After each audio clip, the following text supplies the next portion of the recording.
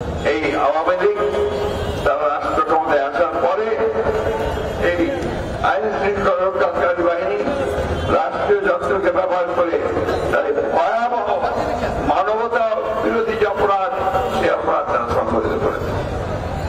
আমি বক্তব্যটিও করবো না।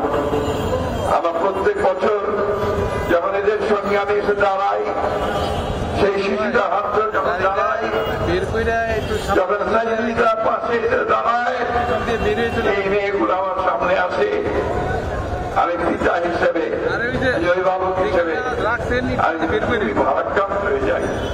এদের সামনে আমরা কিভাবে দাঁড়াবো, কি জবাব দেবো তাদের কাছে? সময় না লাগে, জবাব নেই।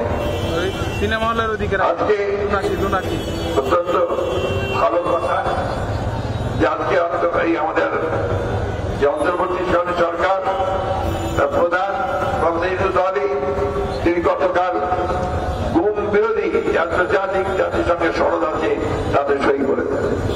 আগে আপনারা জানতেন যে আগের সরকার এটাতে সই করে।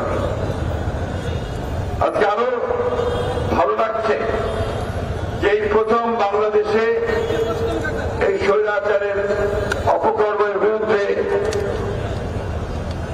তদন্ত করবার জন্য জাতিসংঘ থেকে একটি দল এসেছে। এটা প্রাথমিক দল, ফ্যাক্ট ফাইন্ডিং দল। কিন্তু এদের যে আপনার টার্মস অফ রেফারেন্স, এটা হচ্ছে মাত্র 2 মাসের যে সংঘটিত হয়েছে হত্যাকাণ্ড, সেটা তারা করবে। আমি সরকারের কাছে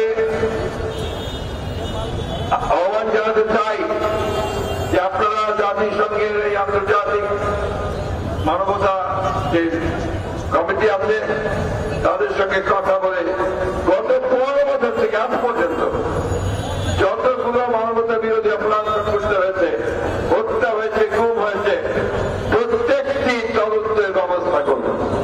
এটা আপনারা করলে জাতিসংঘ অবশ্যই সেটা করবে। এটা আমি অত্যন্ত জোরের সঙ্গে, দৃঢ়তার সঙ্গে আমার মিডিয়া ভাইদের সামনে বলতে চাই যে 2009 সাল থেকে অত্যাচার, নির্যাতন, নিপীড়ন, হত্যাকাণ্ড যে গুম হয়েছে, প্রত্যেকটি তদন্ত এই জাতিসংঘের কমিটি দিয়ে করতে হবে এবং তারই ব্যবস্থা নিতে হবে। আমি ধন্যবাদ জানাতে চাই আমাদের এই অন্তর্বর্তীকালীন সরকারকে যে গতকাল তারা একটা কমিশন তৈরি করেছেন গুম বিষয়টাকে আপনার ইনভেস্টিগেট করার জন্য। এটা একটা ভালো উদ্যোগ। একই সঙ্গে আজকে আমি আহ্বান জানাতে চাই এই সরকারকে যে আপনারা প্রত্যেকটি গুম হওয়া পরিবারকে তাদেরকে ভাতা দেওয়ার ব্যবস্থা করেন। কারণ আমি জানি এখানে অনেক পরিবার আছে যারা অনেক কষ্ট করে তাদের পরিবার চালাচ্ছে, ছেলেদের মানুষ করছে, স্কুলে পাঠাচ্ছে। এটা রাষ্ট্রের দায়িত্ব এই পরিবারগুলোর পাশে এসে দাঁড়ানোর জন্য। গণতন্ত্র এসছে, আসবে আরো, আমরা সবাই গণতন্ত্রের ফল ভোগ করবো। এই বাচ্চাগুলো তাদের যে শখ হয়েছে, পিতাকে হারিয়েছে, এটা তারা কোনদিন ফেরত পাবে না। যে তার স্বামীকে হারিয়েছে সে ফেরত পাবে না। তাই রাষ্ট্রের দায়িত্ব হচ্ছে এই পরিবারগুলোর দায়িত্ব গ্রহণ করা। আমরা এখানে যারা ভাইরা আছেন, সবাই আমার বোনেরা আছে, অনেক ত্যাগ স্বীকার করেছি আমরা। এই বাংলাদেশে জন্মে সবসময় আমাদেরকে লড়াই করতে হয়েছে আমাদের অধিকারের জন্য। এবং আজকে দুর্ভাগ্য এখন পর্যন্ত আমরা কিন্তু সেই পূর্ণ গণতন্ত্র আমরা এখনো পাই।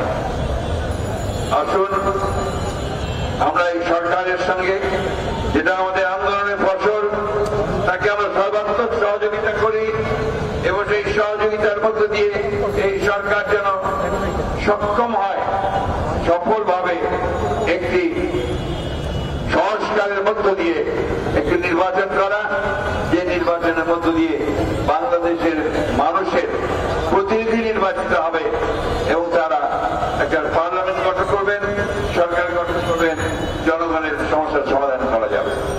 বন্ধুগণ, আপনারা কেউ কমপ্লেসেন্সে ভুগবেন না, সন্তুষ্টির কোনো কারণ নাই। এখনো অনেক ষড়যন্ত্র হচ্ছে।